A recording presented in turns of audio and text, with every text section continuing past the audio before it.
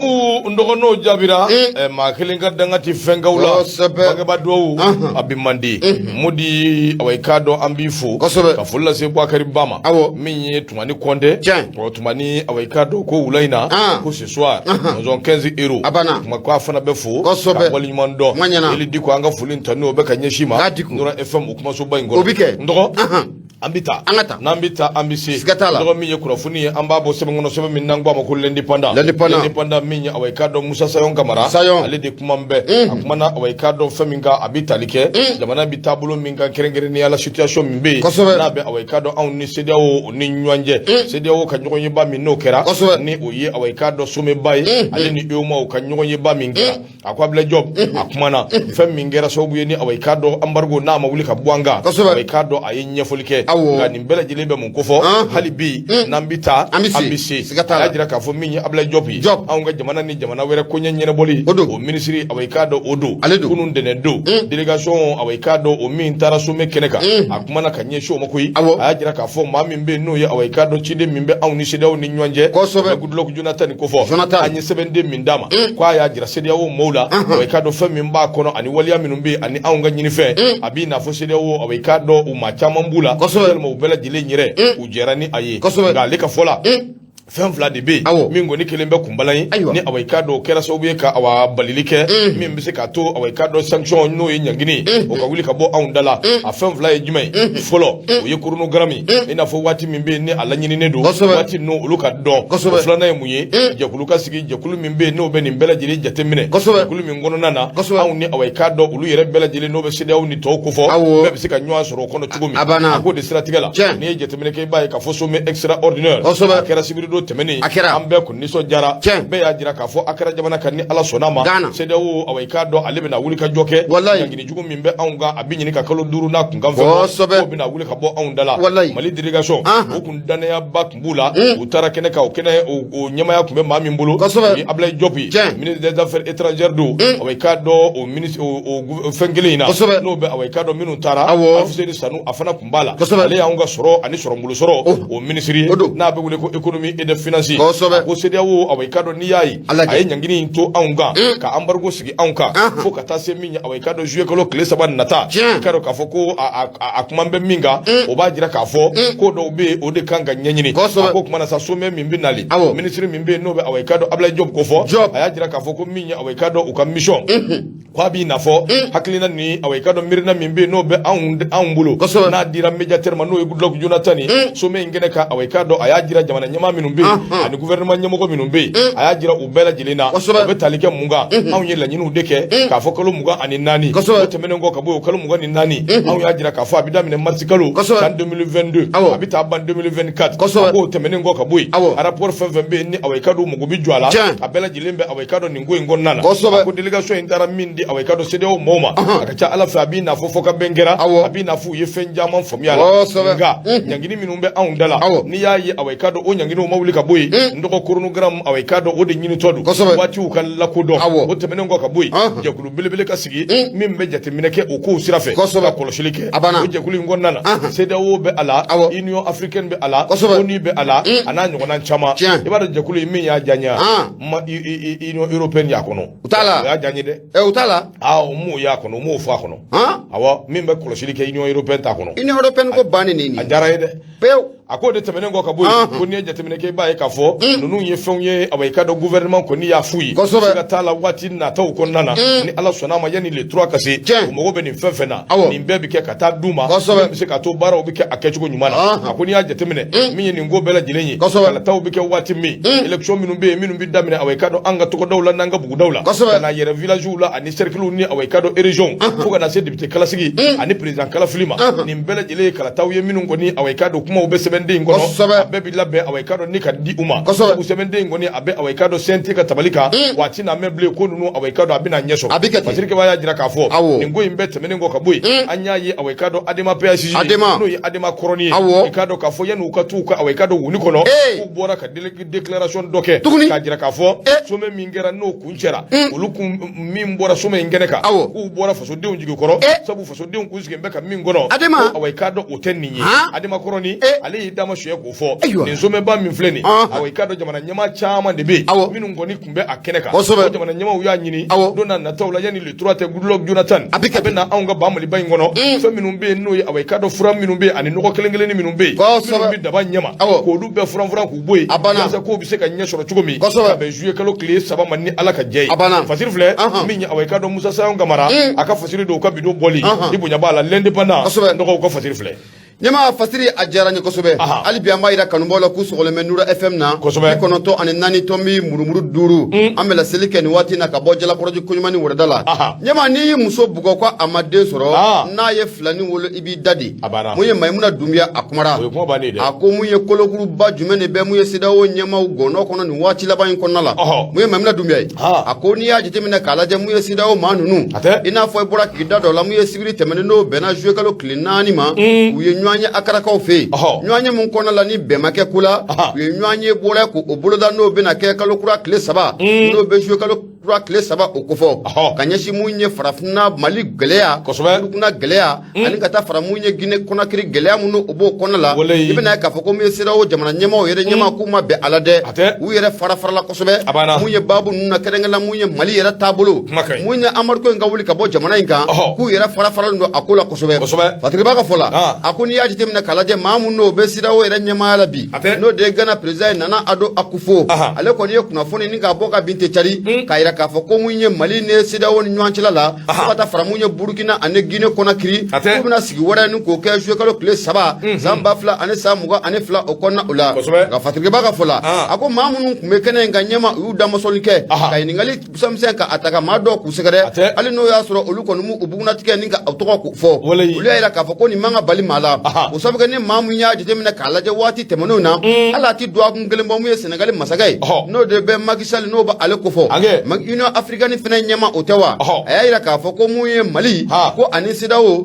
sigata la ko bembe songa ke kalota ani woro ni kana bla kalo mugo ani nani okonna ula mu magsal aka korofo konna la fina ayira ka foko mu sorasi nuye nyama ko be fanga la ko abeni kana mu kalo mugo nywana obo ko wiye kalota ani woro ko obe na suma ka du uma patriba ka fola akoni magsal ka korofo nu jatemine ka laje ibadon ka foko mu sidawo ne Mali siga fomu no kera mu sibiri temene na benajwe kalo klinani ma ko sigata la ibadon ka foko utena benkula ako magsal ayira ka foko mu gelemu no be gineka gelemu no be malika gelemu fana no be buruna kan wati na ko gelen bela jelen ne bi ita soro ala rafna dugo be no be klebi fe aka jafo na bla bani fe ma ko bela jelen ko bi ita soro mu ya gelen ko na ula fatriba ka fola albi magsal akmara de ayira ka foko gelemu no oban kuna farafna ko sigata la ko mu nye grand puissance yesa na be dien na folo batiku nunu ko fo dien fanga batiku nunu ko fo ne ma ko le keleme so bi ne andise no ka ben nga fatriba ka fola albi no maimuna dumia mi ayira ka foko mu magsal ale ko ni aka korofo ka abuguna tike ka adita ko ni aka kuma ka asenzo kosobe iba don ka foko mu ben ko ni ko otna ka kula fatriba ka fola ako ni manunu bela jele na besiro manunu bela jele ko fo ni ma bela jele ni joradu ako na antra kodvar ko fe mu Alassane Dramane Ouattara ko wata fara mu Mohamed Bazoum no be Niger ko fo o bela jele no jorna kodo ako mu magsali ale ko mi ka kan nafa soro de ko nyini sabu ale ra ba dom amur ko mi ga munda Senegal ka kambi nyama ko adago su ko ka bon ko sobe ako mu Alassane Dramane Ouattara ale siranin do akana boka bide bini mu na nya sundo amma bini ko ni kana se ala ka foka ale ya fotan ka kala ka foko ale max Alassane Dramane Ouattara ko ale ka kala ka fotan tuni nyama ko o malia ko oba ala fatri ko na ka fami dom na ko bi ko ni ajuru charle belebele do am dom na ko bi anu u celalate ko ni flani anya sama ka bo mu nye sodde bamako ale ko nala maymina dumya ale sebenigala maduma ga nyama ibunya obala ndo bunya jaranye bunya barika ndo hali bi ambita ambise l'indicateur du renouveau ambe shoni sikaka ode awaikado ade kumambe ako awaikado gele mimbe aundala hali bi anga bo gele ngonnana ako transition awaikado aya kambo transition aye awaikado wulika joke transition awaikado maminu mbi kule la kalotani woro kalotani fla kalotani shegi awaikado surasu befe kushi de ke fangala surasiw ti fɛ ka fanga bila nɔgɔ i k'a dɔn k'a fɔ surasiw o kumana u kunu su fɛ u ko awa i k'a dɔn transition a waati dɔnnen don a dama dɔnnen don transition ni ala sɔnna ma a bi daminɛ awa i k'a dɔn kalo minnu tɛmɛna n'o ye 26 mars ni ala sɔnna san 2 n'o bɛ kalo 24 ko fɔ awa i k'a dɔn o de din bɛ transition ma a kɛra papier ka noir sur blanc ka bolonɔ kɛ a la o kuma baaraw bɛɛ bi kɛ ka taa bɛn san 2 in ma jamana ɲɛmaa kura min bɛ yen o bɛna sigi ni ala ka jɛ ye bɛn kɛra kan kalo 24 ayi k'a fɔ ni CEDEAO o fana ye ko wɛrɛ ye dɛ an kɔni dumuni kumaw ani Ablaye Diop ye min fɔ a ko kalo 24 o yirala CEDEAO la Goodluck Jonathan fɛ donc fɛn minnu bɛ yen n'olu kɛra kunbalan ye ko in ma o de ye chronogramme ani comité jɛkulu min bɛna sigi n'o ye comité de suivi ye CEDEAO ni Union africaine ni ONU ni Mali an bɛɛ bɛ ɲɔgɔn sɔrɔ min na ka to ka kɔlɔsili kɛ n'o tɛ a yɛrɛ kɔni ye min fɔ a ko jamana ɲɛmaa minnu bɛ yen a na kɛ u yɛrɛ nisɔndiyara donc nin kalo kelen kɔnɔ anw kan ka baara de kɛ ka bɛn waati ninnu ma ka taa n'u ye sanction ka bɔ an kunna a banna san 2 2 ans san 2 1 personne 2 personnes 2 ans awɔ san 2 sumana ka ban a banna a baaraw daminɛ Sogɛli m'a fɛ yan Amadu kun y'a fɔ ko nin Sogɛli bɛ ka nin kɛ yɛrɛ ne y'a f'i ye n ko Sogɛli ala cɛ an kana ɲɔgɔn nɛgɛ tan dɔgɔ u ye diɲɛ fɛn fɔ problème ye min ye souvent i bɛ dɔw ye kuma na kabako don quoi bandaw min kun ye président ye Mokutari Wari kun ka dɔgɔ dɛ bandaw min kun ye président ye don min na surasiw y'a faamuya ko a tɛ k'a ta olu ka dabada a seginna foro kɔnɔ a don a ma segin foro kɔnɔ yɛrɛ o ma foro kɔnɔ tan d'a ma a taara si kati a ye waati dama dama kɛ yen k'a yira ala k'a fɔ n dɔgɔ aya y'a f'i ye sa surasikɛ n'a ka marifa ye ka jɔ a la mun ka bon de ka girin wallahi Sogɛli man di n ye n bɛ Sogɛli nɔfɛ n bɛ fɛ a ka taa o ye ko wɛrɛ a daminɛ sanfɛ fo duguma ne ɲɛ tɛ politiki maa la min bɛ nin politicien ninnu ni surasiw ni fɛn ninnu dɔn ka tɛmɛ Sogɛli kan abada a tɛ a man di n ye a ka taa a ye nin fɔ a ye nin fɔ dɔnni bɛ yen min ma kɔrɔlen fɔ maasi o de ye problème ye maintenant Sogɛli ko tɛ ayi Sogɛli ka taa y'a pas de problème mais Sogɛli ti fɛn de kɛ surasiw tɛ min kalama awɔ abada o de fana an k'o fana fɔ ɲɔgɔn ye o bɛ fɔ tout ce que Sogɛli entreprend tout ce qu'il fait bɛnkan don surasiw bɛ dɔ kalama ayi n'a ye fɛn fɔ ka sɔrɔ surasiw t'a kalama ɲɛma a tɛ si ye ne yɛrɛ ko mawuraw Sogɛli ka t'i jɔ assemblée la ko kalo 24 ko wa ko baaraw daminɛ ko baaraw ka a kalo 24 kan ti kɔnɔli kɛ bilen baara daminɛ kan ɲantaw daminɛ suro ka tila ka n'a ye nin ka tila ka bɔ ko 24 mois a ko ka da maloya ye dɛ a kuma cayara dɛ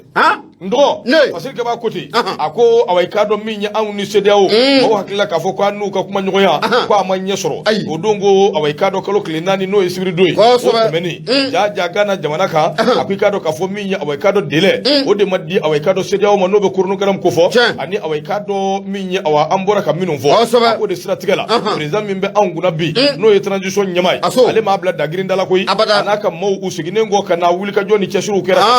ɲɔgɔn faamuyaw sɔrɔla kow la a ko de siratigɛ la min ye awa i k'a dɔn an y'a ye k'a fɔ kunu sa a jirala bɛɛ lajɛlen na jabara la min ye awa i k'a dɔn Mayiga kɔrɔbɔrɔkɛ a bɔra a kumana a ye gouvernement ka communiqué a y'a kalan a y'a jira k'a fɔ gouvernement y'a jira bɛɛ lajɛlen na bɛɛ k'a bila i kunna min bɛ taa labɛnw kɛ o ka taa labɛnw kɛ min bɛ taa campagne kɛ o ka taa campagne kɛ n'i bɛ min kɛ o boloda gouvernement min filɛ nin ye anw kunna yalima transition min bɛ anw kunna sa transition in awa i k'a dɔn a tɔ bɛ ɲini ka kalo 20 bɔ sa yalima kalo 22 a tɔ b'o bɔ o kumana san 2 min bɛ kalo 24 ko fɔ transition in b'o de kɛ a bɛ daminɛ mars kalo tile 26 san 2022 ka taa laban mars kalo tile 25 san 2024 baara banna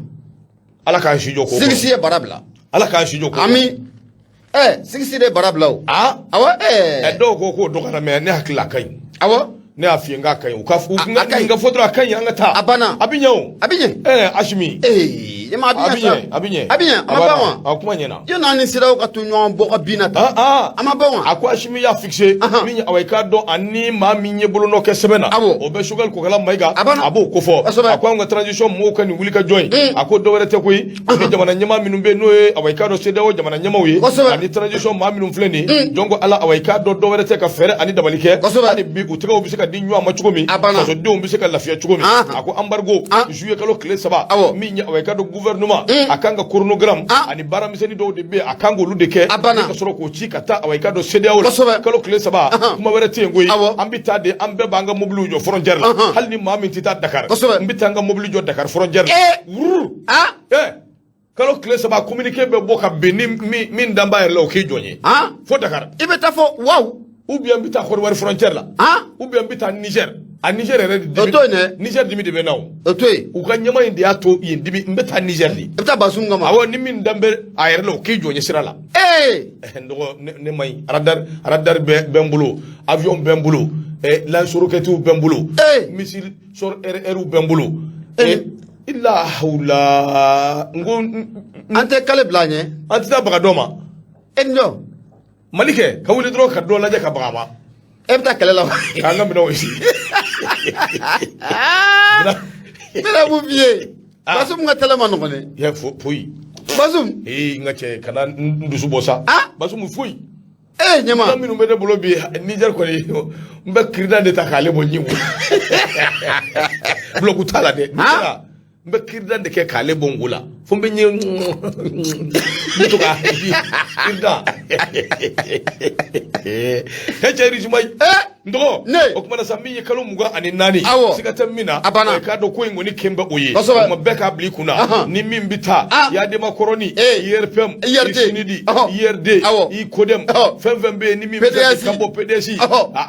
RDS a bɛɛ ka wuli ka t'i labɛn kalo 24 don san 2 kɔnɔ a jija a ka population la convaincre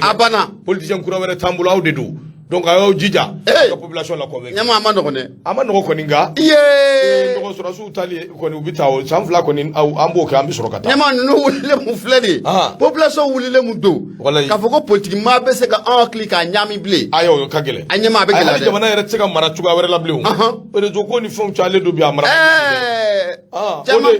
ni y'ale ka fasiri indicateur de renouveau o ka bidon bɔli bonya b'a la bonya diyara n ye ɲɛma hali bi an bɛ taa n bɛ bolo n b'a kari ka don Soir de Bamako n bɛ bɔ ni ale ye mun ye an ka taa mun ye Boni Boni n'i y'a jateminɛ k'a lajɛ ale ye dugu ye n'a bɛ Douentza mara o kɔnɔna o la a ko i bɛ na ye k'a fɔ a bɛ nin ka duwakun 2 bɔ mun ye Bamantu ye n'a bɛ diinɛ marifatigiw kofɔ u kɛlen bɛ ka taa embargo ni ka a sigi Boninkaw kɔni k'u dala nka an bɛ don min na n'a fɔ ko bi mun ye Bamantu yɛrɛ ye ɲɛma ko mun ye gɛlɛya belebele ko o dun n'u yɛrɛ dama ni ɲɔgɔn cɛla o la mun ye denmisɛn minnu bɛ ka kɛlɛ kɛ mun ye Bamantu tɔgɔ la u n'u ka ɲɛma bilama wa ɲɛma ko a tɛ ka ɲɛ dɛ k'u bɛ ka kɛlɛ kɛ bi ɲɛma ka bon hakili ma Fatigiba ka fɔ la a ko a bɛ yen ka duwakun kɔni kelen ko o bɔ mun ye Katiba Serma ɲɛma na a ko fɔra a bɛ Amadu Kunfa a b'ale n'a ka kɛlɛkɛjɛkulu dɔw ko fɔ i bɛ na ye k'a fɔ k'u kɛlen bɛ ka gɛlɛya ka taa sigi mun ye Boninkaw k'u dala ko kibaruyaw kɔni ko o sɔrɔla a yira k'a fɔ ko mun ye maa minnu n'o ye Bamantu yɛrɛ n'a bɛ diinɛ marifatigi ninnu ko fɔ maa minnu ye Boninka denw yɛrɛ ye n'u bɛ Bamantu ninnu nɔfɛ ɲɛma ko olu de bɛ ka muruti ni ka a fari ka a boloda nin waati in na ka ɲɛsin u ka ɲɛma o ma a ko kibaruyaw sɔrɔla maa ninnu y'a yira k'a fɔ n'a bɛ Bamantu ninnu ko fɔ minnu kɛlen bɛ k'u kɔ don u ka ɲɛma la nin waati in na u y'a yira k'a fɔ ko olu somɔgɔw bɛ mun ye Boni ko wa ko mun ye Boni ni a ma dabila Amadu ko n'a ma wuli ka bɔ Boni kan olu somɔgɔw ko gɛlɛya belebele ko a bɛna ta ko olu sɛgɛrɛ o bɔlen kɔfɛ u y'a yira k'a fɔ ko Boni ye yɔrɔ ye ko mun ye sira caman ko o de bɛ bɔ Boni o kɔnɔna fɛ n'a nana Amadu ko k'a sigi mun ye Boninkaw k'u dala ko gɛlɛya belebele ko o bɛna ye a kɔnɔna fana la o bɛɛ bɔlen kɔfɛ mun ye maa ninnu ye minnu bɛ ka muruti k'o fali boloda Bamantu yɛrɛ la minnu bɛ ka muruti k'o fali boloda ka ɲɛsin u ka ɲɛma ma u y'a yira k'a fɔ ko an bɛ don min na ko bi ko mun ye Boni kɔni kɔnɔna u bɛna fɛɛrɛ dabali bɛɛ lajɛlen kɛ Amadu ko a bɛ se ka wuli ka bɔ Boni dala cogo min na u n'u ka ɲɛma ko bɛnkan ko o ta a la Fatigiba ka fɔ a ko n'i ye Boni yɛrɛ jateminɛ k'a lajɛ kibaruyaw sɔrɔla k'a fɔ ko a bɛ nin ka waati jan bɔ mun ye Bamantu ye n'a bɛ terroriste ninnu kofɔ mun ye essence fo ka taa fara gasoil kan mun ye tile kɔnɔ ko o caman den de tun bɛ d'u ma ni dugu kofɔlen in na n'a bɛ Boni kofɔ mun ye terroriste minnu n'olu bɛ Boni kɔnɔna la nin waati in na olu tun bɛ dinankuru ka mun ye essence k'o di o terroriste ma u b'a di Mondoro tɔw ma u b'a di Burkesi tɔw ma ɲɛma fo ka taa bila anw ni Burkina frontière la ko mun ye taji de tun bɛ bɔ Boni dugu kɔnɔna la ni ka di nin terroriste ninnu bɛɛ lajɛlen o ma nka Fatigiba ka fɔ la a ko a bɛ nin ka waati jan kɔni o bɔ n'a ma ɲɛ k'a fɔ ko mun ye Mali lakanabaaw wulilen don k'u jɔ sen kan ko mun ye o karibidan ko o tigɛra Bamantu kɔni bɛ ka fɛɛrɛ minnu k'o kɛ sisan ka taa Amadu ko ni ka a sigi Boninkaw ko dala nka mun ye Boninkaw yɛrɛ a minnu bɛ yen ni jarisiw yɛrɛ don a minnu bɛ yen n'u bɛ ka kɛlɛ kɛ diinɛ marifatigi ninnu nɔfɛ u yɛrɛ de bɛ ka muruti k'a fari boloda nin waati laban na ka ɲɛsin u ka ɲɛma k'o ma ko sabu kɛ ko gɛlɛya belebele ko a b'u kan Fatigiba ka fɔ la a kɔni y'a yira k'a fɔ ko don n'a nataw la mun ye terroriste ka ɲɛma mun n'o bɛ Boninkaw fɛ yen a n'a ka kɛlɛkɛcɛ ninnu ko bɛnbaliya mun b'u ni ɲɔgɔn cɛ ko don n'a nataw la ko sigafo dɔ fana ko o bolo dalen don u bolo maa kɔni t'a dɔn sigafo in bɛna kɛ cogo min na walasa mun ye bɔnninkaw fana o bɛ se ka lafiya cogo min na walima mun ye bɔnninka den minnu n'u bɛ terrorisiya la ɲɛma olu bɛ se k'u senma maa ninnu kɔ cogo min na nafolo filɛ nin ye an y'a sama ka bɔ mun ye sɔrɔden Bamako ale kɔnɔ Umaru Angoyiba ale ye sɛbɛnnikɛla ye Marima ka ɲɛma i bonya o b'a la ndɔgɔ awɔ i k'a dɔn an bɛ Umaru fo k'a waleɲuman dɔn ko Angoyiba ndɔgɔ min ye awɔ i k'a dɔn hali bi fasiriw b'an bolo kɔrɔ ne ko jɔn de ye Ba Lamini ye de Ba Lamini Lamini Ture bɛ ka Ba Lamini sɛbɛ jɔn don kabi a daminɛna a bɛ ka Ba Lamini kɔni sɛbɛ Ba Lamini tɔgɔ tɛ yan dɛ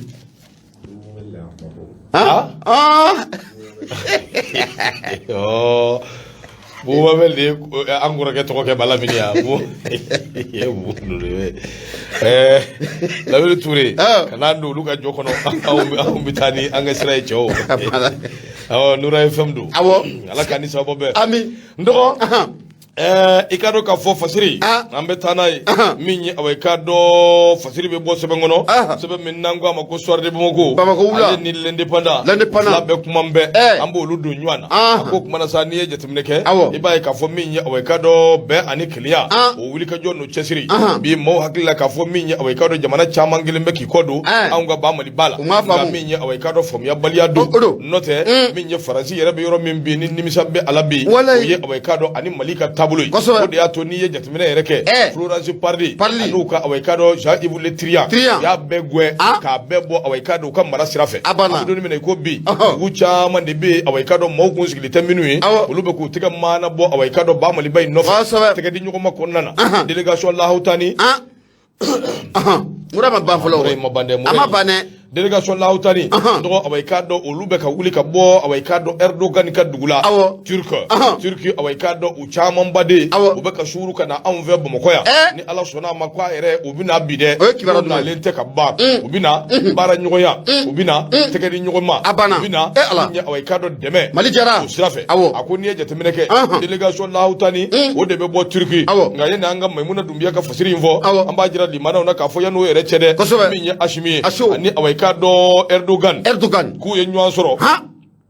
nɛgɛjuru sira fɛ nɛgɛjuru fɛ sa n dɔgɔ k'u kumana u ye hakilinaw ni miirina caman di ɲɔgɔn ma Erdogan kalikan de ko ale tɛna Mali to ka bin Ala sɔnna ko a bɛ Mali a b'o dɛmɛ wa ko a b'a ɲini ale yɛrɛ terroriste sugu dɔw bɛ yen n'u b'u wele ko FETO ko a b'a ɲini anw fana fɛ n'an bɛ se ka wulikajɔ min kɛ dɛmɛli sira fɛ an ka ɲɔgɔn dɛmɛ o de ɲɔgɔn tɛ dɔgɔ min ye awɔ i ka dɔn ɲɔgɔn badun suya o b'o diya a ko kumana sa min ye délégation Lahutani a bɛna wuli awɔ i ka dɔn ni Ala sɔnna a ma a yɛrɛ bɛna anw fɛ yan tarata don suye kalo tile 7 n'o ye bi ye ninnu ka wulikajɔ n'u ka cɛsiri in tɛ dɔwɛrɛ min ye awɔ i ka dɔn mission Lahutani don mission min bɛna ka na jateminɛw kɛ fɛɛrɛ jumɛn de bɛ yen min bɛ se ka kɛ min bɛ se k'a to Mali awɔ i ka dɔn ani Turki jamana n'u yɛrɛ bɛ se ka ɲɔgɔn dɛmɛ cogo min u bɛ se k'u tɛgɛw di ɲɔgɔn ma cogo min i ka dɔn o fɛɛrɛw de bɛ ka ɲini a k'o de siratigɛ la Turki ani Mali n'i ye jateminɛ kɛ a bɛ waati jan bɔ nin dugu ninnu awɔ i ka dɔn o tɛgɛw bɛ ɲɔgɔn bolo o kama min ye anw fɛ yan chambre de commerce et d'industrie du Mali n'i y'o kofɔ Yusufu Bacili i b'ale kofɔ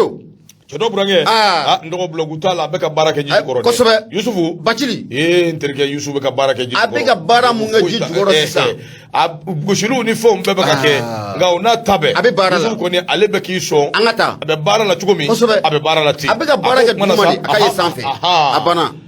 a ko kuma na Turki ale olu fana ka yɔrɔ min bɛ yen n'a b'u ka dɛ kofɔ o ni y'an ka chambre de commerce u tɛgɛw de bɛna di ɲɔgɔn ma délégation Lahutani n'u nana u bɛna baara kɛ awɔ i k'a dɔn ka hakilinaw falen falen ni anw ka maa dɔw bɛ yen n'olu bɛna ɲɔgɔn ye fɛn fɛn de bɛ baara kɛ BTP kɔnɔna na o tɛ sojɔw ni entreprise baw ni fɛnw ye sa wa fɛn fɛn b'o kɔnɔna na minnu bɛ yen n'olu bɛ awɔ i k'a dɔn sɛnɛ ni awɔ i k'a dɔn da dumunifɛnw n'olu b'o sira fɛ fɛn fɛn bɛ tourisme ko kofɔ anw ka seko ni an ka dɔn min ye awɔ i ka dɔn sobaw ni siraba minnu bɛ yen fɛn fɛn b'o sira fɛ ani transport ani énergie nouvelle ani renouvelable fo ka taa se kɛnɛyaso ani awɔ i ka dɔn lakana sira fɛ ani awɔ i ka dɔn min ye kɔɔri ye o b'a ma yɛlɛmali sira n dɔgɔ i ka dɔn k'a fɔ min ye Turkiw ye irisiw tɛmɛnen ko o fana bɛ ka hiri kan kan a banna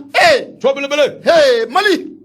Ala Mali fasada sa n'i bɛ bɔ Turki n'i ye cɛ ye i ye Turki ye Turki a tɛ fɔ maliyɛn wa awɔ n'i ye Turki n'i ye cɛ ye i ye Turki ye n'i ye muso ye n'i ye muso ye i ye turkɛsi ye n'i ye musokɔrɔba ye ayiwa e tɛ muso ye wa cɛkɔrɔba ye jumɛn o cɛkɔrɔba ni musokɔrɔba ye Turki cɛkɔrɔba ye Turki cɛkɔrɔba ye Turki musokɔrɔba ye turkɛsi de ye maintenant u denw n'o ye denmisɛnnin fitininw ye olu de ye turki tɔrɔkɔw ye voilà i Mayiga i Mayiga la ilaha illallah la dɔgɔnin ni mita o de don turki tɔrɔkɔw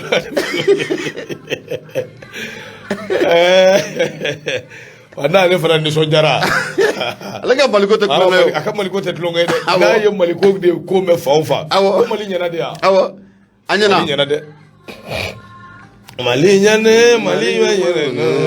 ɲɛnɛ sajɔna de Gawusu sajɔna de ye mɔnɛ ye walayi kana si fa a ka kɛ an bɛɛ ɲɛna n tɔgɔ min ɲɛ o ka dɔ Turki maaw bɛ ka suuru kɛ ka ɲɛsin anw ma yan o de siratigɛ la n'i ye jateminɛ kɛ anw ka minisiri min bɛ yen n'a bɛ ministre de l'industrie ani commerce ko fɔ i ka dɔn k'a fɔ min ye Ould Mohamed ale ye wulikajɔ kɛ wulikajɔ min kɔnɔna na ale ni i ka dɔn maa dɔw bɛ na ka na aw ni maa dɔw ye ɲɔgɔn ye siratigɛ la min ye Turki n'u nana ɲɔgɔn ye o caman de bɛ yen bɛna minnu kɛ transition wo an ka sɔrɔ busonbaw wo jagokɛlaw wo u ni nin bɛɛ bɛna ɲɔgɔn ye ni Ala ka jɛ ye ni kalo tile 8 san 2022 hôtel Radisson i ka dɔn k'a fɔ ɲɔgɔn ye belebele bɛ yen i ka dɔn n'o ye collection Sheraton i ka dɔn u bɛna ka na kow kɛ yen o bɛɛ tɛmɛnen kɔ ka bɔ yen min ye i ka dɔn maa min bɛ yen n'o bɛ i ka dɔn ministre de commerce ani industrie Ould Mohamed i ka dɔn waati tɛmɛnenw na ale tun taara Istanbul i ka dɔn a n'u ye ɲɔgɔn ye fɛn caman bɛ yen u y'o falen falen u ni ɲɔgɔn cɛ dɔgɔnin ni hakili b'a la anw ni Turki baara ɲɔgɔn ye ma daminɛ bi koyi a bɛ waati jan bɔ sabu waati tɛmɛnenw na Ankara ni i ka dɔn Istanbul fo ka na se Bamakɔ ma wulikajɔw caman kɛra Turki u ye i ka dɔn wulikajɔw kɛ ka mobili 20 bɔ ɲɔgɔn kɔ n'o bɛ katikati dakabanaw ko fɔ k'o di i ka dɔn an ka ministre so ma n'o bɛ sécurité ani protection civile n'o b'o ko fɔ o tɛmɛnen kɔ ka bɔ yen u ye i ka dɔn wulikajɔ fana kɛ tuguni Siré Parabal Kasigi Parabal a 880 a fila bɛɛ lajɛlen 880 sigiyɔrɔma 2 u y'o ta k'o di anw ka lakanabaw ma a ko politiki ko sira fɛ kɔsɔdannin na min ye i ka dɔn Mura Mustafa Omar Mura Mustafa Onar ale ye wulikajɔ kɛ ani i ka dɔn Sogɛli Kokala Mayiga u ye ɲɔgɔn ye hakilina fɔlen caman ani miirina caman o tɛmɛna u ni ɲɔgɔn cɛ o kumana an bɛ don min na ko bi Irisi tɛmɛnen kɔ ka bɔ yen dugu wɛrɛw tɛmɛnen kɔ ka bɔ yen min ye i ka dɔn Turki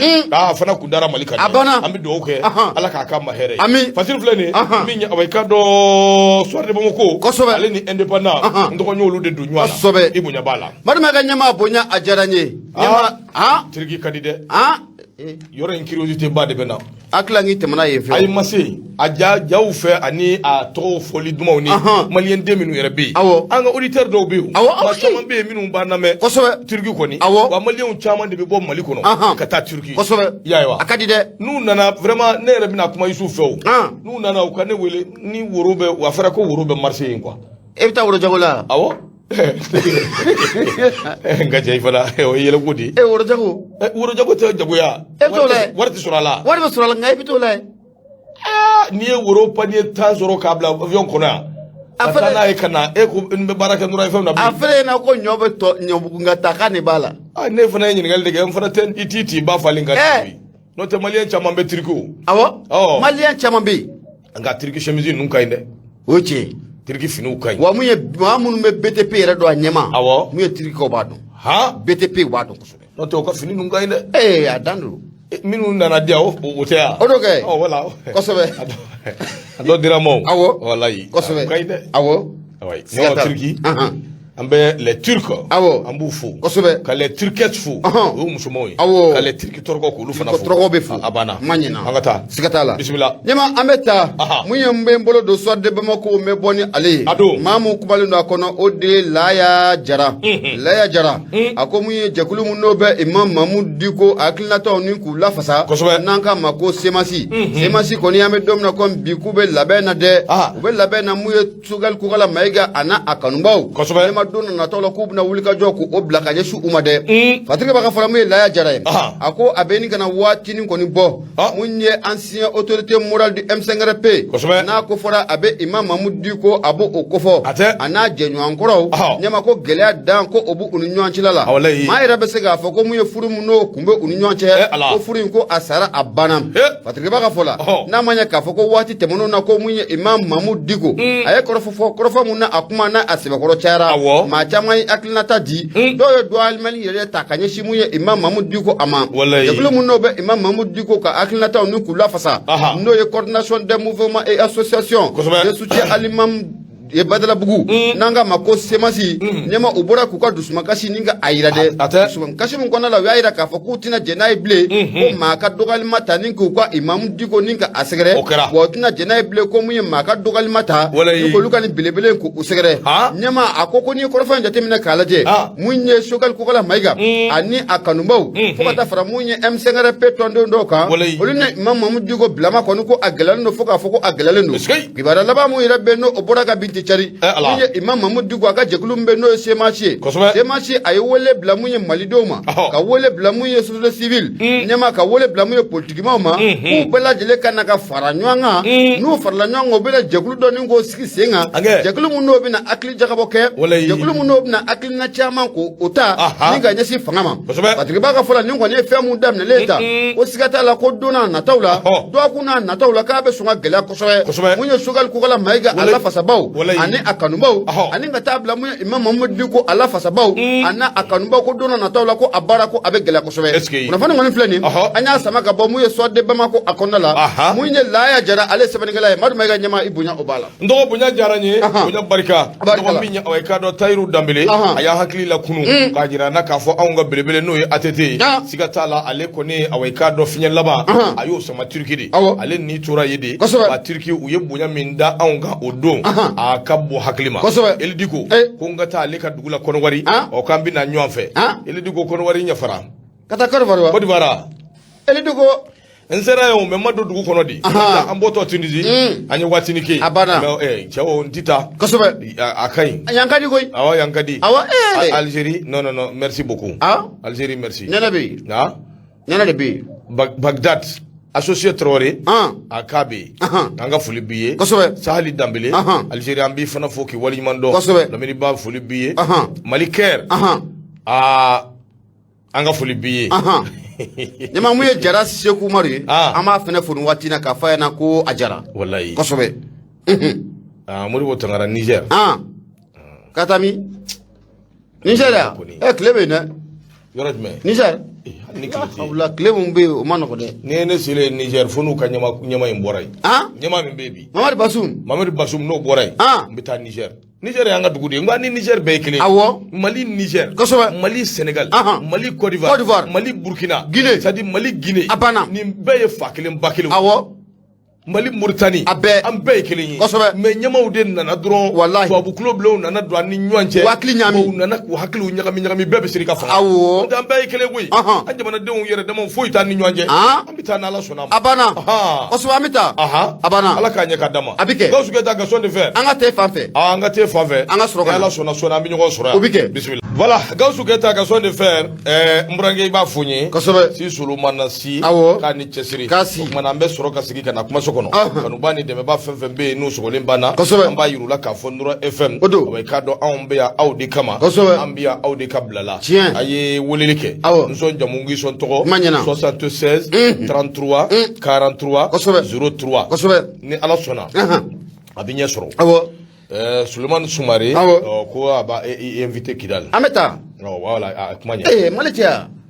aya ambita tere akwa abi invité ameta ibita etita Aïe, tu l'as de invité, donc ni bita droit. Je t'invite et il est folle maintenant. Mama Koulibaly anga fuli biye ndoko Issa Djigiba amba leka fasiri ambota nan donani Issa Djigiba ka fasiri ako abaika do wulika jodo de keledu ko tama belebele do ko binake ni alaka jey ko contre la vie chère o minya abaika do nya famimbe la vie n'est pas chère yoromi on bi fe ko fana yoro do ako de stratégie la joni be mi mbe fe ka faso de on ka gelea ani faso de on ka toro faso de on ka ni makara ani faso de on ka dusukashi o ta ko ke abaika do yele soye yelsa ale bise ka do soro chugomi joni be fe ki yere wasa faso de on ka toro ako ni je temeneke minye aweka do abe wati dama bo anya ka fo minye awa politique ma do be ani ma juya do be olu ko ni u desera ye ko bekesa ta ma mene shishi ma bo o de stratégie la bi u be fe ka jatemina u buli nyanga u ka jatemina nana munye ka ye ka fo so de o be tabulu min kan bi ma chama be minu ma fo mielike sugun toro ledu o yoro ko ka gele gele churule be an ga jamana kono o de kama ku be fe ka tagama ke tagama mi aweka do min be na ke ka yira ka fo o yoro ka gele ko so be aweka do jamana ko antorola ko de kama forum populaire contre la vie chère no be aweka do maramu kone bolo maramu kone ale ya jira ka fo ni wuli ka joni ni ntama min fleni na bi na ke juma do kalo klita ale jaba jembe atala bi atala shini minya aweka do maminu mbe no ke maka do ni ko kokoro ka ke aweka do duguna koyi ka ta ka ke ku dugu akofe ka tiku apuse aweka do unyebe betege jala o kuma na faso de nyum aw be yoro ko wele kale be wele bla aw bema aka so maka aw ta ka ke kele ke minayi ka aw bla nyefe ka so ki dugu aweka do koka obana chama mbe abike mauta do aweka do ko imbe chugumi jelmo mauta do mi mbake akoni ngoyi ndi dore bal na kodu kabwa yera ka fo minya aweka do maminu mbe no be feka tama ko vicher akulu dale do juma do aweka do kalo kleta akode stratégie la minya aweka do president mimbe na be forum populaire contre la vicher na bo kofo mariamu kone anyira barake nywando abora aweka do ayemo ko ayo dabla aya dira ka fo minya ni tama minu vle ni maminu mbe no be ka fo ko bake contre la vicher akoni nye aweka do mado de minu ngoni kemeka aweka do hakilna jugu ni mirna jugu ta desera abana sugu befe yo nyanyini politique sirafe ka nyanyini la kusife ka nyanyini sira sugu fe befe u desera o kuma na sa u befe ka duni dami o de ka fo ko yoro ka gele la vie est chère akoni aje temene nya aweka do ni ngui mbita bolo minga olube bara mina kabiri transition damine fobi o donedu wale ba jira bela jire na ka fo wati temene unaya vie kun cher le do ka teme aweka do ninga wati dowla sabu o wati na oluye tabali goshi ka kuma sugu befo ka fo mo nyina ko mo ka bo ambargo kuntanka toro kuntanka la jaba were kunte kele inde kumbe ga una tabe uluyo ko beke mo ka bo mashi ubisika bo ni maminu burama ka daga dabu bulu utebo ubebo ka bo bi min daga da jingena nyete do were la de vicher abana ngor Dieu fambe galera Allah ki baro wallahi ndo ko mana ko lu bina bo ko la vie est chère tirka ba ko ako aweka do force politique minumbe aweka do ningo ina ali groupement minumbe fo kata se aweka do jakulu weroma ulu ye welele ke wati min ko boka ke ni jakulu nu ni force politique u shima songa bo o wati na faso de kumbe ka sa ko ngoni minu abulu faso de kumbe ka sa doni ako mana minya aweka do mado be minu ngungora ulu no fa minu ulu debe awati ale ba hakli jigi jonna we maiga alaka hinala aba kliji amadu koita pesi yelen gura bana mu kone ko aweka do semen do be mimbe aweka do document cadre do ko fo o koni be kalabe no wolo la minna no dira fo mo ni barakera noy akacha alafe fen jamam be aweka do obin no ya ko kuma na ni ma minu vleni minu ngo kubi bo juma do bana ngone jele do koy akwa je kulu mimbe no be forum populaire contre la vie chère mimbo ko fo ku data la bi data la shiri ko luka ma ani ma minu be nu ko mali beki yoro beki mabonna no te ne ken kala ni te vicher ko ide ay ay abada ya fo ya kosobe no te jebe yoro mimbi jien la gelalendo ni makanga bobi ko vicher franchidu de ou bien nta do mba fo chugomi vicher koni avika aka gele yoro ka gele re vrai yoro ka gele fom yo ko nyuma ndro de ayo kosobe ndo nyama do ke ko anya fo wo dugutigi ko ala te dugunyele wallahi dugutigi ko ta dugunyele fede asigata la de wo mu ye vicherie o ye kuma daw de wala samu ye lani do be soro tugumna Maliker contre la vie chère qu'ils nous disent où dans ce monde d'aujourd'hui que la vie n'est pas chère. N'importe quoi, la vie n'étant pas chère avant au Mali. Ako kumana sa, Maliker ambi fo la sima. Mara mu kone, ale kone ye nguma numbeta kufo. Ako ante mashi toy. Ikana awuluka kele mimbe. Le vicher kele. Ulu o min damine abi wati jambo. Kato vicher kumbe. Mama wuli. Mashi mi aweka do yoro gerlu gerentera. Agelelu bolo nyebe ka gelembi. Odila maubi soro. Kana ko instrumentaliser ka ke ka sɔrɔ sira ye k'a kɛ u ka kɛlɛ sira ye u dɛsɛra fan bɛɛ fɛ o tuma ko awɔ i k'a dɔn nous n'allons laisser personne instrumentaliser les pauvres populations pour une lutte aussi noble ni kɛlɛ min filɛ nin ye kɛlɛ in ye hɔrɔn kɛlɛ danbe kɛlɛ o de don koyi nka k'a fɔ k'e bɛna kɛlɛ in ta k'a instrumentaliser k'a k'i ta ye ka maliyɛndenw bila fili la a ka taa kɛ ko wɛrɛ ye olu tɛ maa si to ye o k'o kɛ dɛ o kumana Isa Jigiba min ye le pays a ye nin sɛbɛn a kɔnɔ sɔgɔmada in na Mariam Kone ka bɔli don awɔ i k'a dɔn an bɛ Mariam yɛrɛ an b'a fɔ ka waleɲuman dɔn dɛ k'a kɔnɛ awɔ i k'a dɔn muso in a cɛsirilen don k'a daminɛ duguma fo bi bilahi Mariam Kone ne b'a dɔn i b'a dɔn bilahi Mariam Kone tɛ dɛ abada a ye kɛlɛ kɛ ka bɔ sira min fɛ o kɛra ka n'a bila n dɔgɔnin Mariam ko k'a bɛ kɛlɛ o kɛlɛ min kɛ ka s'a dan na a b'a kɛ bilahi Mariam Kone b'a kɛ ne de y'a f'i ye kosɛbɛ a siga tɛ n'a ye o tuma an bɛ dugawu k'a ye sija ni kɛnɛya Ala k'o d'a ma hali bi a bɛ kɛlɛ min na n'o ye vie chère kɛlɛ ye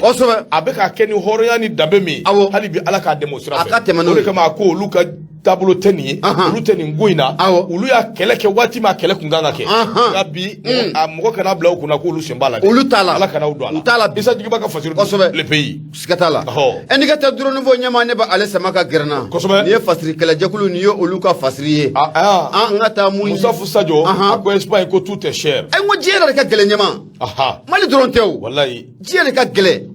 ko même pour trouver l'huile en France a ma nɔgɔn ko ka dumuni kɛ k'o ye baara ye a ma nɔgɔn fan bɛɛ daluwa sukaro kilo kelen daluwa o tɛ Cameroun sukaro kilo kelen 800 francs 160 awɔ an fɛ yan joli lo 120 120 voilà donc Keita que cette brave dame doit passer sur les radios pour passer son message c'est une digne femme kosɛbɛ n bɛ Mariam dɔn n'a kɔni ko a bɛ na Nura FM kɔni y'a ta ye a banna a ka na kosɛbɛ an bɛ heure d'a ma a bɛ se ka kuma cogo min a ka kuma ten n ka ɲɛna voilà kosɛbɛ voilà Mama Kulibali ko laissez-les sortir dans le monde entier la vie est très chère partout diɲɛ bɛɛ de ka gɛlɛn a banna yɛlɛ bɛ fan bɛɛ de fɛ a banna ayiwa Mariam Kone hakili la Ala ne b'a Ala b'i kɔ walayi kuma ɲɛna ɲɛma an bɛ taa hali bi an b'a yira kanubaw la k'u sɔgɔlen bɛ Nura FM de la 94 tɔmi murumuru 5 an bɛ laseli kɛ nin waati na ka bɔ Jalakɔrɔti Koɲumani Wɛrɛda la nɛgɛjuru sira 76 33 43 03 ɲɛma an ka taa mun ye polisi national o kɔnɔna la n'an taara ye mun ye polisi national a ɲɛmaaba n'o de ye directeur général ye Sulemani Tarawele a ye balikajigin dɔ kɛ mun ye commissaire o kɔnɔna la a ko n'i y'a jateminɛ k'a lajɛ mun ye fatiri kɛ ba ye a ko mun ye directeur général la police nationale a ko fɔra a bɛ inspecteur général Sulemani Tarawele o ba ale ko fɔ a ka nin balika wuli ninnu ka don commissaire kɔnɔna la laɲini tɛ dɔwɛrɛ mun ye polisi minnu bɛ ka baara kɛ commissaire kɔnɔna la u bɛ ka baara kɛ mun ye condition jumɛn kɔnɔna la ani u yɛrɛ ka kow bɛ taabolo mun na u ne sigiladenw yɛrɛ bɛ cogo min na mun ye directeur général ye a ka wuli ka jɔ o de tun ye nin ye a tigɛba ka fɔ la a ko waati mun na mun ye directeur général Sulemani Tarawele i bɛ na ye k'a fɔ ko a ye wuli ka jɔ kɛ ka don ni polisiso ninnu kɔnɔna la wuli ka jɔ mun kɔnɔna la a ye jate minɛ k'a ye a nana ye k'a fɔ ko mun ye majɛ caman bɛ yen ko olu tɛ polisi ninnu kɔnɔna la koyi a nana ye k'a fɔ ko mun ye polisi ninnu ɲɛma u bɛ baara la a nana ye k'a fɔ ko mun ye polisi ninnu u bɛ wulikajɔ la wa a nana ye k'a fɔ ko mun ye polisi ninnu siga t'a la ɲɛma k'u bɛ ka jamana ka a dɛmɛ lakana o bɛ se ka na Mali o kɔnɔna la cogo min na a ko mun ye directeur général mun ye Sulemani Tarawele a y'a yira polisiw la ko an bɛ don min na ko bi aw polisilakaw a kan ka fara ɲɔgɔn kan ka hakilinatɔ k'o di ɲɔgɔn ma mun ye kunnafoni minnu n'o bɛ a ye fara ɲɔgɔn kan ka kunnafoniw kɛ ka baara o kɛ a ko n bɛ kangari da k'aw ye a ka fɛɛrɛ dabali bɛɛ lajɛlen kɛ mun ye Bamanci ye n'o bɛ malifara kɔfɔ n'o bɛ Mamurutulen kɔfɔ a k'o kɛ tolérance zéro ye mun ye Sulemani Tarawele hali bi a kumana dɛ a y'a yira k'a fɔ ko mun ye polisiw a ye fɛɛrɛ dabali bɛɛ lajɛlen kɛ mun ye tenue a ka don ka tile an ko min ma ko port d'uniforme correct ko a ko o baara k'o kɛ ko mun ye registre ye k'u ka tenue k'o don polisi minnu bɛ yen n'u bɛ tenue don ɲɛma i bɛna ye k'a fɔ ko samara o kɛlen don babini ye ɲɛma ko o ti ɲɛ bilen ko a ti ɲɛ sini mun ye directeur général plus ye n'a bɛ Sulemani Tarawele n'a bɛ ale ko fɔ a kɔni ko a bɛna wuli ka jɔ kɛ polisiw bɛ se ka dɛmɛ cogo o cogo la ɲɛma ko o ye ale ka hakilina ye wa k'a b'a ɲini mun ye diinɛ ɲɛmaw fɛ ɲɛma fo ka taa fara mun ye dugu tutigɛbaw fɛ u bɛɛ lajɛlen ka fara ɲɔgɔn kan mun ye polisiw bɛ se k'u dɛmɛ cogo min na ni ka baara ko o ɲɛ u bolo u bɛ se k'u bolo la mun ye Bamanciw kɔ la cogo min na kunnafoni filɛ nin an y'a sama ka bɔ mun ye indicateur du renouveau ale kɔnɔna la nin ye fasirikɛla jɛkulu olu ka fasiri don ɲɛma i bonya o b'a la n'o bonya diyara n ye min ye awɔ i k'a dɔn 25 litres turu Congo ko 35 000 7,000 litre 25 o ye Congo ye daluwa o bɛ Côte d'Ivoire fɛ k'o bɛ Côte d'Ivoire de fɛ awɔ daluwa Côte d'Ivoire fɛ voilà c'est vrai awɔ ayoro yoro be de ka gelen ko nyama jebere gelala c'est partout anga do ke nyama ala ka ben ko ya ni ala ka je ndo halibi arajo nura fm wati ale be ka kurun don don na ka kurun ambita farkulu nyeneje sabu an ba be de dunyana o kuma na saminya awai ka do awa ambe fuli ani tanni amba la se bema ko lagare 10 otia lagare abe fo Dubai lagare Dubai o kuma ko ako Mariam Konema ko félicitations kuma ko halibi madame ka chesri minya awai ka do 2,75 euros essence en France. En France. Oui,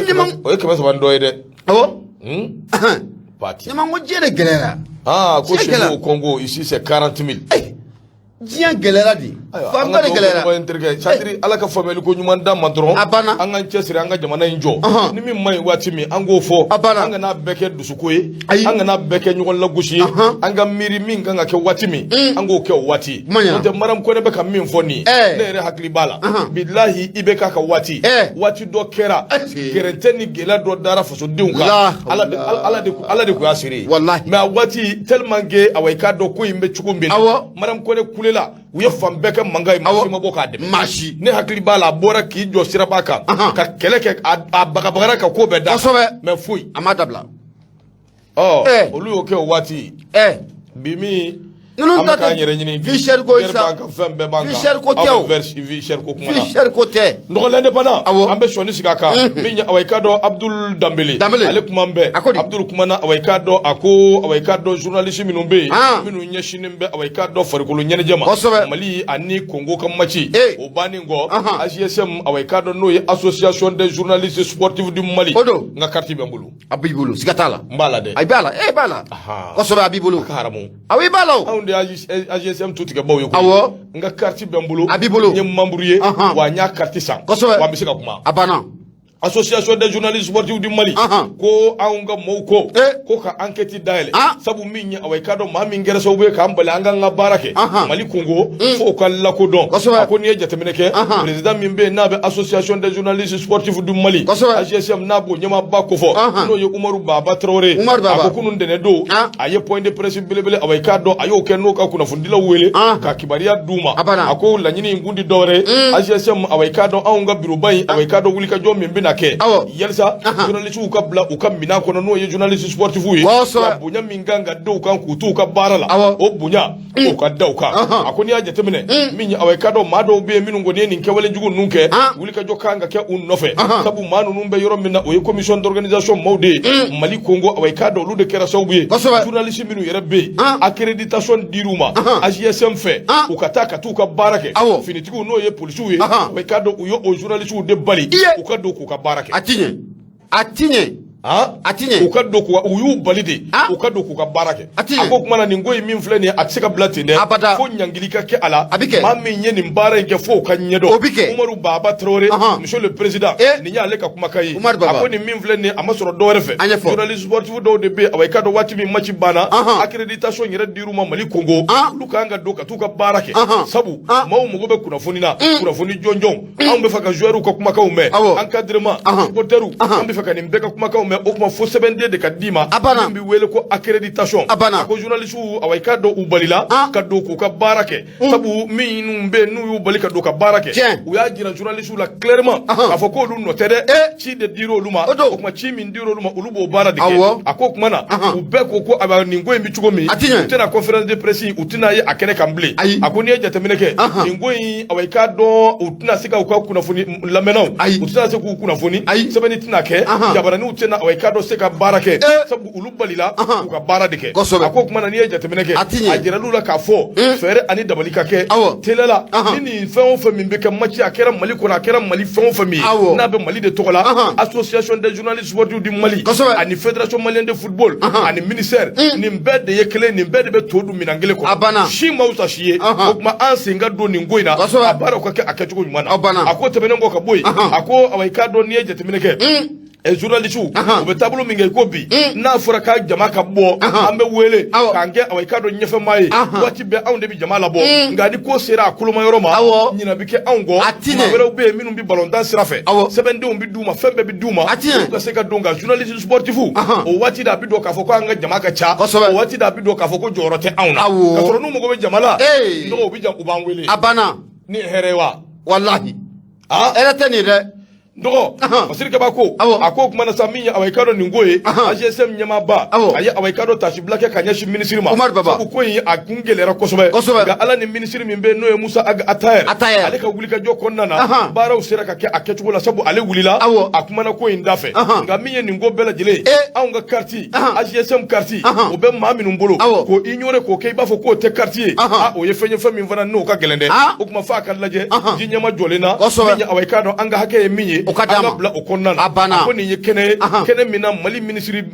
de la jeunesse akafu kosobe sabu ayi chesiri ningo dafe ma mba fu ha ayi minge ka jaranyi ka ni chesiri ndo Omar baba akumana ni njugo langa ka trawle ndo mati bayinya kulima ka chilinu de ka chilidu awo anga na nyuan nege bana ko taka fege yoromi abikari kosobe hada made ni yere bunya abana mawbi bunya obike ni yere dogoya ma bi dogoya kosobe ndo ne AGSM anga na nyuan nege akanga laje jinyama jolena kosobe sikatala de awo AGSM journaliste ba minu yere ko kule journaliste bawi awo ulu de kelembe kogoy billahi u kelembe kogo de nakari fédération nyama do no fe mais olu se kan bunya abada e bi ka bara de la ibaka barake bi ka bara de la i ka bara ibaka barake akanga minga aboke boy final mais bi bekele mbeka côté d'état ne de karsa défend bay ne de karsa défend bay ne de karsa défend bay et du coup hali ni karsa e cheni ke ni ya sebe i yere barake nyugo journaliste dobe o de bi jabi o de bobo ki buja atinyo o de bobo ki jabi o de bobo ki buja bon dans un pays comme ça abuka ko bunya wallahi Umar Baba naw yere mawsigi AGSM akakuma ni nyoy fembi daw kan billahi minga juguneni wallahi aucun dirigeant sportif au Mali o te AGSM mawsigi ate angele bi bafu ko i bafu ko nakari mais ko yare do i bafu ko ni karsate kambisa ko yare do mais finalement c'est quoi ou be ko yare la fait ma buti no fait fédération matise ka koke ayi iko kuma o fe ka fo ko e ninga mai ni ya no ka ko ma wuli ki jabi wallahi ube ndo ama ko nyina ka fo ke bo jugu ala de kosobe kasrote baba jara na fédération guna a ko be daraka abora fédération na bi ma ba to fo mashi ayra ala ka hinala ami tian nyambelo ni jon baba tia to ko anga chorba yara amadu jakte ni be fédération ni betemena ko dara beka be ni bora do mu na abane pe même Mali ko no des journalistes qui vivent ça dit ulu be fédération mu do ka poche de ko tu peux pas parler exactement ou be dirigeant fédération est redronté les dirigeants sportifs ou bolu ka poche de ko abana ni kumara dro bi buja che atinye ibe mami défend a défend bay abana maintenant e minge ne o fo ete na ne attaquer o be de o tigi ya abada otinye abu nyoga attaquer te avec la ko fo aw ka bunya bunya bi soro la chugodi atinye baba il faut ka tiens fo nyoga de ay tiens fo nyoy ni ya ye dogo ya mambi dawka an be bala parce que AGSM e ta te ka temeneka ayi aka ne bala mbala bimbala shini ma te ka mbwala akati bi bolo yasa donc maintenant problème est mini ati fere ga santé ayi ibe ye fin de là et ne journaliste sportif vous dit kosobe Niem ba amade parce que nye supporteri Sad malien kadinye mais au thème voilà de ayi au ti voilà voilà donc il faut qu'ango la jema kay ji nyama jolina c'est important kosobe abi nakari ala e utie tsika fofo tsika ke abu no fe chujula ni mi ra boya mauti boya ko ni abana do fe do bi jabi ni fe do fo do ado yere ube ko beke afficher li en fait ni ne de carte mais c'est quoi kay abinye yema wati ngona se bakora sira balon dango inga dinye de chere langa an yere ka konu anga laje de c'est compliqué atinye nyema ala ka ni sababe ami kosobe nyema e ko ante bitan kuruga da ndo aje se ko ngumena mfunde ndonu ayi akai ya foma abinyo oni matemede ayi akai bon wati ko na sira fuka sira okuma bana anga kuruga da kosobe jata hote Bamba Seigneur dit ça. Ako prend ton cœur. Ngumbina teme ça. Ay ne kumene balantan ko kuma. balontan ko mi cogo min ne y'a daminɛ kɔni an bɛ kɔn ye i b'a fɔ ko ni karisa tɛ bisa de an bɛ kɔn ka kale de ye i b'a fɔ ko ni karisa tɛ bisa wallahi ni karisa tɛ bisa kuma ti ka kɛ maa si e ɲi 30 den 2 b'i da kɔnɔ a m'o k'i da kɔnɔ n terikɛ i baliku de bɛ munumunu hali bi ala k'a ni sababa bɛɛ ami waati sera a sera o kuma na sa ni waati in na an ka kuru ka da yan an bɛ kanubaw ni dɛmɛbaw bɛɛ fo k'an bɛ jɛrɛjɛkulu bɛɛ lajɛlen fo kosɛbɛ an bɛɛ k'an tilen ni ala sɔnna a ma jamana in bi jɔ a bi jɔ ɲinifɛnw bɛ kɛ sɔrɔ fɛn ye tiɲɛ an bɛ foli lase awɔ AGSM ɲɛmaayaso bɛɛ ma kosɛbɛ Umaru Baba n'a ka jama u bɛ fo an bɛ n yɛrɛ burankɛ fɔ Bakara Jalo awɔ k'a fo k'a waliman dɔn kosɛbɛ ko ne ko k'a Jalo k'a Jalo foli tanu lase kanuba bɛɛ ma ni kun ye Nura FM ka kunnafoni ye kosɛbɛ o kuma na sa an bɛ foli lase Ina Arama ma awɔ k'a ni cɛsiri awɔ an kana ɲina Basɛginɛ kɔ dɛ abada ni Aïda président ni Alhaji Suguba Samake kosɛbɛ an b'u bɛɛ fo préto kuma Ina Arama awɔ Yusuf Sisɔgɔ kosɛbɛ an b'aw bɛɛ fo an kana ɲina Fuseni Kulubali abada an denkɛni don kosɛbɛ kuma Gawusu Keyita nɛgɛw b'ale bolo jata sɔn de fɛrɛ an ka foli b'i ye awɔ ka foli tanu k'a lase kosɛbɛ min ye Mamu Kamara Mɔden awɔ Mamu Kamara Mɔden tiɲɛ Burama Tarawele Jo Bɛrɛ kosɛbɛ e tɔgɔ ye Bouakari Tarawele awɔ Bete ne ye Mamadu Mayiga kosɛbɛ Maimunatu Den kosɛbɛ Gafu Jɛman Kamadu Dakantigi o kuma sini awɔ i ni Abu Safuna aw bɛ ɲɔgɔn sɔrɔ yan Mashallah Karol Valentine Awa Gindo an ka foli baw bɛɛ lajɛlen awɔ ni waati in na Nura FM sanfɛ kosɛbɛ ni Ala sɔnna sini an na ɲɔgɔn sɔrɔ yan an bɛ ɲɔgɔn sɔrɔ a ka kunnafoni tɔ di awɔ hakɛto bɛ nin kan sali ala Muhamadu a k'an bɛn